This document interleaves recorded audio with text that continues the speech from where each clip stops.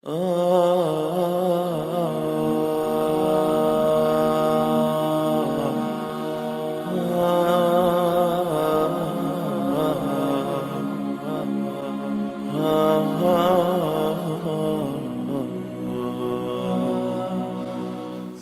کلام اللہ علی سائر الکلام، دنیا کائنات کے ہر کتاب، ہر کلام پر، ہر تحریر پر یہ اللہ کی کتاب کی اور اللہ کے کلام کی خصوصیت اور فضیلت وہ ہے اور فوقیت یہ ہے جیسے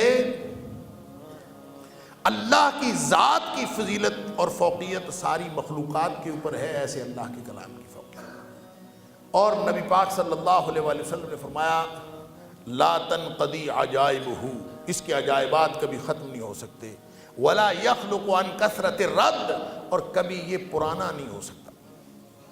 پڑھ پڑھ کے کتابیں پرانی ہو جاتی، کتنی کی دفعہ پڑھیں گے آپ؟ ایک دفعہ پڑھے، دو دفعہ پڑھے، کتاب اپنی تاثیر کھو دیتی، لیکن یہ کبھی پرانا نہیں ہو سکتا۔ یہ اس کلام کی خصوصیات، بے شمار خصوصیات۔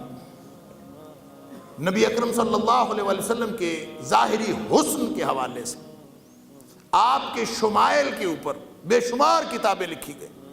نبی اکرم صلی اللہ علیہ وآلہ وسلم کی ظاہری حسن کے اوپر بے شمار کتابیں لکھی۔ شمائل ترمذی جو امام ترمذی نے مرتب کی، شمائل النبی، وہ سب سے زیادہ مشہور ہوئی، لوگوں نے لکھا اور قیامت تک لکھا جاتا رہے گا۔ جیسے اللہ کے قرآن کے عجائبات ختم نہیں ہوتے، ایسے ہی صاحب قرآن کے عجائبات ختم نہیں ہوتے۔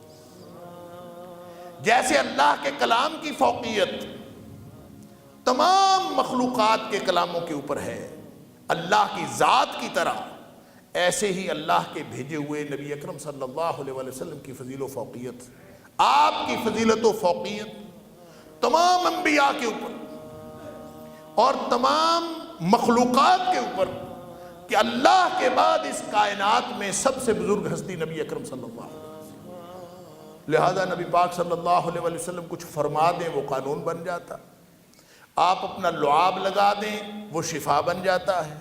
نبی اکرم صلی اللہ علیہ وآلہ وسلم کسی کو ہاتھ لگا دیں وہ شفا بن جاتا ہے۔ نبی پاک صلی اللہ علیہ وآلہ وسلم کو اللہ تعالیٰ نے ایسی اور پھر نبی پاک صلی اللہ علیہ وآلہ وسلم کبھی پانی میں انگلیاں ڈال دیں تو وہ ساری جماعت کو پانی پورا آ جاتا ہے۔ نبی پاک صلی اللہ علیہ وآلہ وسلم دودھ کے پیالے میں سے خود ذرا سا نوش فرما کے دوسروں کو دے دیں تو وہ ساری جماعت پی جاتی ہے اور وہ ختم ہونے کا نام نہیں لیتا۔ نبی پاک صلی اللہ علیہ وآلہ وسلم کی ذات اقدس میں اللہ نے بے شمار برکات رکھی،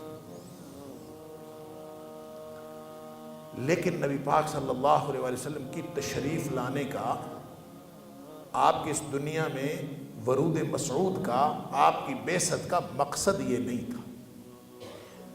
بات ذہن میں رکھیں،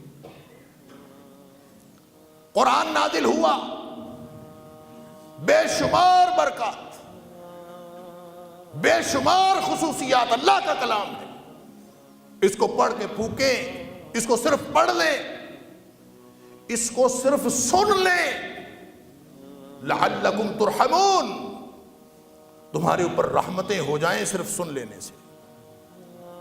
اس کو کوئی پڑھے، یہ خیر و برکت کا باعث ہے، یہ رقیہ بھی ہے، اس سے دم ہو جاتا ہے، اس سے بیماریاں دور ہو جاتی ہیں، یہ علوم کا خزانہ ہے، اس کے اندر بہت سارے دانش کے نقطے ہیں، اس کے اندر نفسیات کی بنیادیں، اس کے اندر ساری دنیا کائنات کے جتنے علوم آج تک ایکسپلور ہوئے ہیں یا قیامت تک ایکسپلور ہوں گے، ان سب کی بنیادیں قرآن میں ہیں۔